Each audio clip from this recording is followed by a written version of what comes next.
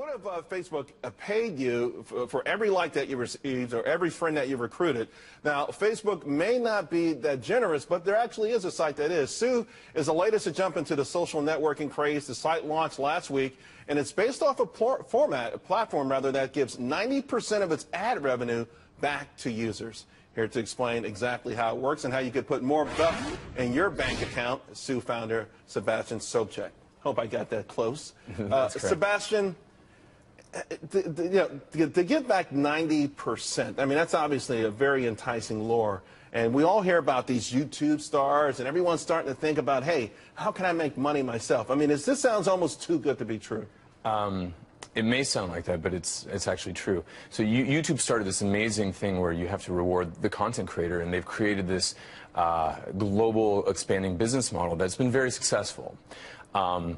And offline, that sentiment has kind of reigned recently with kind of the federal appeals court decision regarding the NCA compensating people for their work, their likeness, and their image. And if you look at social today, it's the complete monetization of every user's content, likeness, and image that's 100% inefficient for the user. And so if it's... Although, let's point out, users put their information on there voluntarily. Sure. They put it out there, so if somebody else is making money off of it, it's kind of tough to complain about that. Well, they're like radio stations playing everybody's song and not giving them a royalty. That's the way we look at it. And we don't think that's the ideal. And so we're just making it a little bit more efficient. I'm not saying... Sounds like you're making it a lot more efficient. Exactly. 90%. Is this, okay, would this be gross revenue or after a certain revenues? And so if you look at the billions of users that are being monetized to the tune of tens of billions of dollars annually, I mean, this is an amazing segue to be talking right after you're talking about Twitter and tomorrow's Facebook earnings.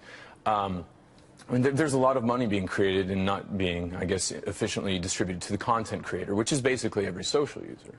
So imagine distributing 90% away. It's not our content and it's not our interaction, so we think the lion's share should be given away. Although the lion's share could be 51%. It could be. Yeah. It could be. But if you give the lion's share away, which is what we think is fair, and you see startups actually giving the lion's share away, being brokers, for example, Uber, they only take a 20% transaction fee. Airbnb is in the 6 to 12% range. Who are you going after, though? Okay, your platform goes after specifically maybe content creators. So you're going after Facebook, you're going after Twitter. I mean, you're going after every one of these guys. How does it exactly work? I'm on your platform. Sure. What am I doing on your platform that I'm generating all of this content and all of these followers? If I could just interject one little statement, just if we're giving purchasing power to all these users, which are massively distributed, we'd rather play in the financial services space, giving peer-to-peer payments, merchant services, and credit, and playing in that market, which is 10 times larger than the digital advertising and mobile advertising market. And that's how we're going to form our sustenance. Okay. Because the content creation game, it's not our content and it's not our interaction. So give it away and play in the financial markets, and we can. So you create a loyal following because they're getting paid for something they've never gotten paid for. Their own but then content. You have to have a certain level of trust for them to do these financial transactions through you.